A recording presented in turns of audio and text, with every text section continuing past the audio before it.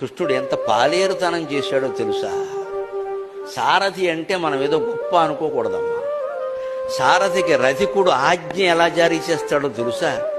రెండు కాళ్ళు సారథి వీపుకు తగులుతూ ఉంటాయండి. రథికుడు కుడివైపు తిప్పమంటే కుడికాలతో తంతాడమ్మా, రైట్ టర్న్. ఎడంవైపు తిప్పని చెప్పడానికి ఎడంకాలతో తంతాడమ్మా. 18 రోజులు పరమాత్మ ఈ అర్జునుడు తాపులన్నీ పడ్డాడమ్మా. జూటి జూటి జూటి. హరి అంటే పరమాత్మ, పరమాత్మ అంటే పని.